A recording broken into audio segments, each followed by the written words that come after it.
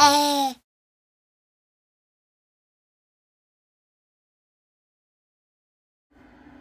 what's up? It's your girl Sparkles, and today I wanted to talk about the latest episode of Real Housewives of Atlanta. Excuse me, voice is sounding a little raspy. Okay, so let's talk about this episode. We opened the episode up with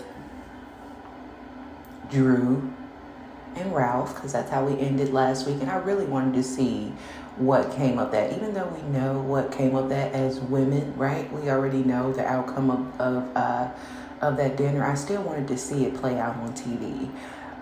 So they wrapped it up real fast and they moved on. I do feel a bit sorry for Drew now that we're really getting to know what's going on in there. Because last season I was like, get old girl out of here, boring.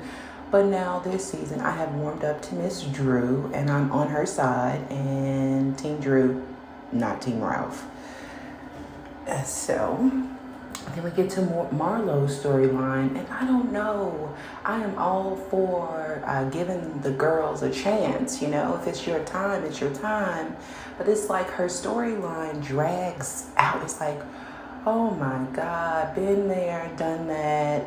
Moving on. We all been in the house with our kids for the last couple of years. It's like, come on, we gotta be talking about something else. You should have learned those boys. You've been in the house with them 2 whole full straight years. You should have learned them by now, Marlo. It's like that storyline is kind of like something that you had to dig up. I actually seen it coming a few years ago when they moved in with her. I was like, well, she's probably about to get her a peach soon, which is well deserved, by the way. But I just felt like that part of the show just dragged on for me. Like, oh my God. And they just kept putting Marlo up there. Oh, we're going to put Marlo back up there. And then the Portia 27 piece, okay? Marlo, okay? We can all do all different hairstyles. But it was giving me, I want to be Portia, okay? That's all I'm going to say about that. All right, and so some other things that happened in the episode, some big things.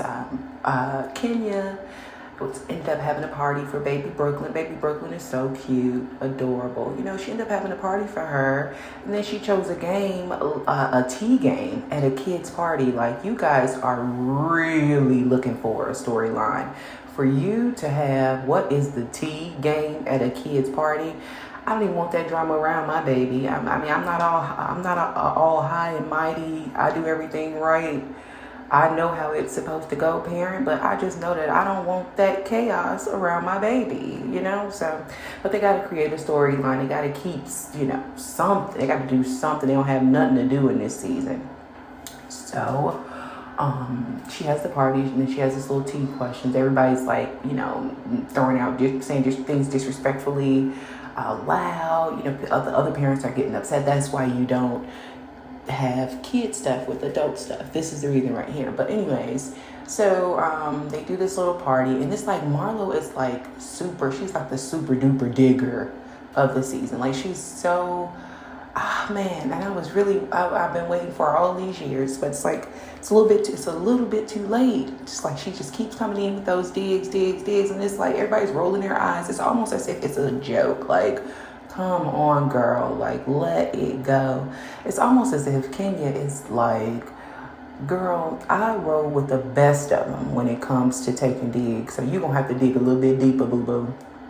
Okay, and I agree, Kenya. Dig a little bit deeper, Marlo, because you ain't catching. Okay, we waiting on it to catch. We waiting and they ain't catching. All right, and so, and another episode of Candy working too much. My dear Candy, working girl.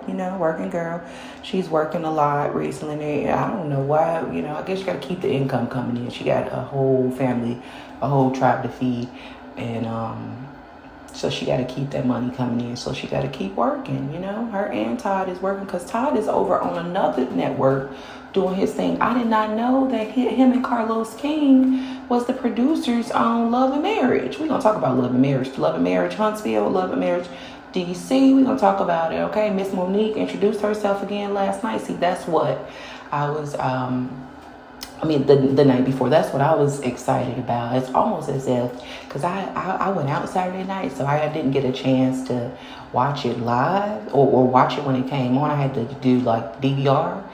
I was more excited to see what was going on there than to see what's going on in Atlanta. And I don't want the franchise to disappear, because I want a voice for all of us girls. I want us to have a voice, especially us black girls. Sorry, ladies, but us black girls need a platform too. Something for us to shine on.